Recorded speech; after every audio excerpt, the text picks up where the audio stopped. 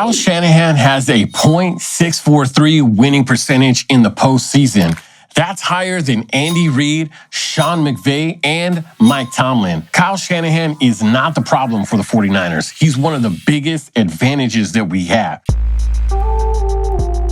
So let's look at the widely cited 0-40 in the fourth quarter stat, because without context, this doesn't even begin to tell the full story. Now, you can say what you want about Kyle Shanahan in the fourth quarter. You can say that he's not clutch, and you can bring up the blown leads in the Super Bowl. You can reference that 0-40 stat. You can say that he's a genius until the lights get bright. You can say that he builds the car, but hasn't driven it across the finish line yet. And those are fair conversations, because that's part of coaching. But here's what I will tell you, that Kyle Shanahan might be one of the most scrutinized winners in modern NFL. People love to talk about the choke.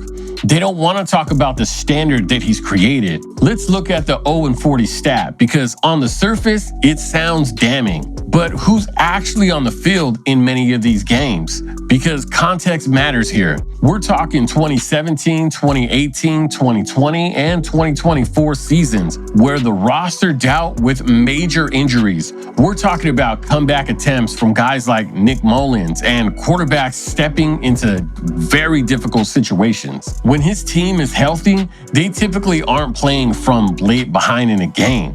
They control the games, they dictate the tempo, they build leads. That changes the entire equation of how those stats even happen. So labeling someone a choker without factoring in roster health and quarterback availability feels incomplete. It's just not that simple. Football rarely is. If we're talking about clutch, then let's talk about the postseason. A .643 playoff winning percentage, higher than Andy Reid, higher than Sean McVay, and higher than Mike Tomlin. That's not a small sample of irrelevance. That's sustained playoff success. And we've seen this story play out before. For years, Andy Reid carried the can't win the big one label until he did. And then that narrative flipped overnight. Sometimes the difference between can't and hasn't yet is razor thin. Historically, we know this to be true. Look at the way Shanahan navigates adversity.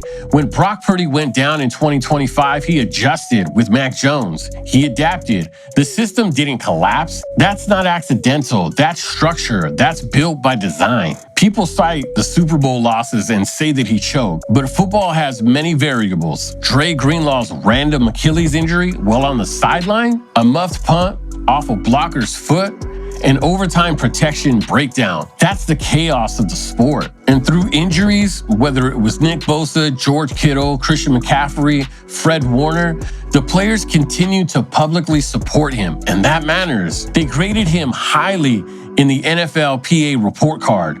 What does that say? That says that the locker room still believes in him. So if you want to question certain decisions, that's fair. That's football. But reducing Kyle Shanahan down to a choke artist ignores the broader picture entirely. He rebuilt a franchise, created an offense blueprint that leagues study and copy. He consistently positions his team to compete deep into January when the roster is healthy or even unhealthy. Now, Kyle Shanahan isn't perfect by any means. No coach is.